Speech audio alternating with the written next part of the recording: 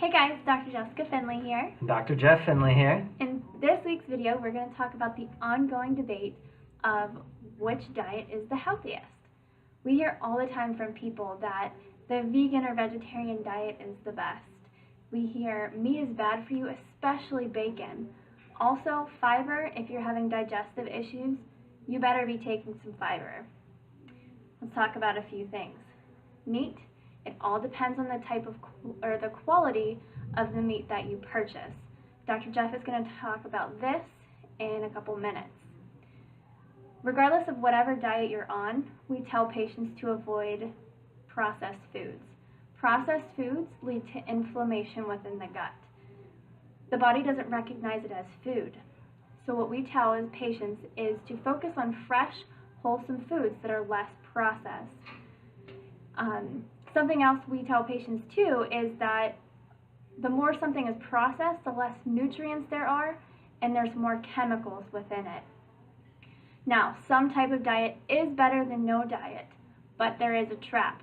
We have vegan ice cream, we have healthy junk food, we have gluten-free pasta, gluten-free bread, you name it.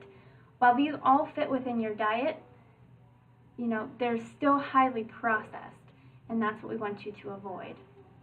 Now let's talk about the two most common diets that people like to follow. The first one, as we said, is the vegetarian diet. This is one that everyone likes to look at as, if I'm going to follow a healthy diet, this is the one that I should follow. A vegetarian diet is typically high carb, low fat.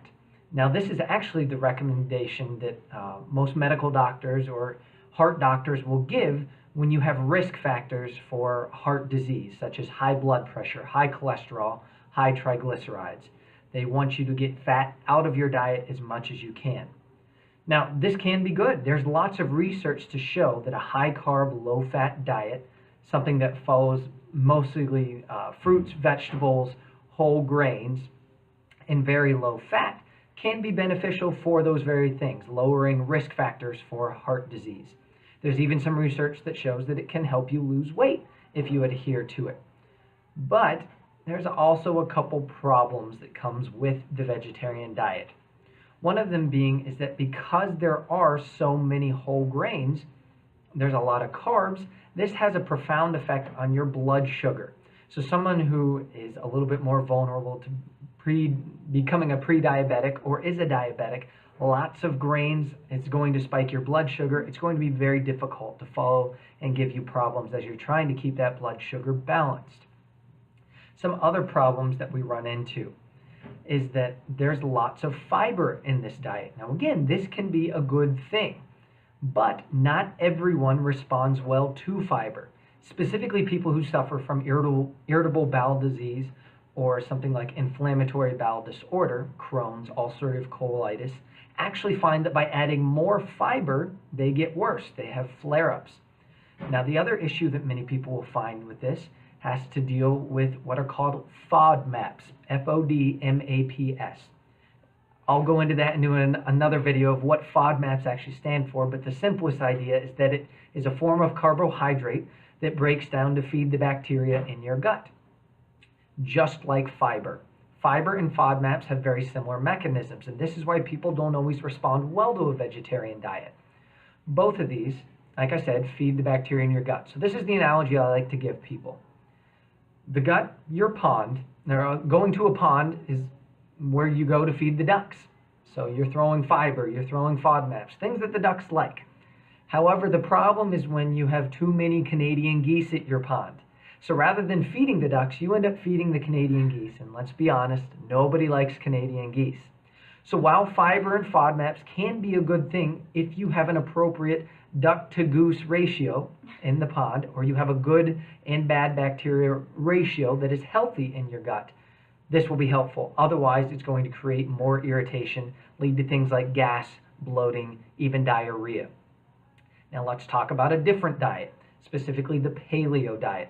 The paleo diet is one that focuses on high fat, but is low carb. Traditionally with this diet, you want to focus again on fruits and vegetables, high quality meats, and nuts and seeds. Now, this is where people get into the debate. Well, how can this be good? Well, there's research to show that you can lose weight by following this diet. And in fact, you actually lose a little bit more weight than you do following the vegetarian diet. This also helps you with any heart disease risk factors just as well as the vegetarian diet did, lowering blood pressure, lowering cholesterol, triglycerides. So the question is, how can you do this? Well, there's two concepts we need to focus on when it comes to meat. One is the issue of quality of meat. When you get something that is farm raised, something that is inhumanely raised, the quality of the meat is going to be poor. But if you get something that's wild caught, free range, beef, or grass-fed beef, these are things that are much higher quality and are going to be more nutrient packed, and your body is going to respond better to this meat. But it still goes back to, well, what if I still think meat is bad? Even if I'm getting free range, I think meat's bad for you. The idea is not so much about the meat, but rather a high-fat, low-carb diet actually does better at balancing your blood sugar. Carbs are actually what spike your blood sugar. So let's take bacon, the poor victim of the meat world. Everyone, when they're having bacon, traditionally has it with some kind of bread. You have it with a bun on a burger. You have it with toast with breakfast.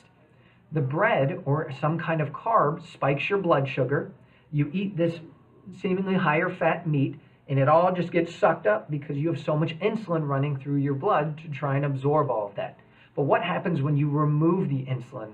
Your blood sugar doesn't spike. So you eat something that's higher in fat, the body absorbs the nutrients and then shoves the rest out. It doesn't just absorb all of that fat.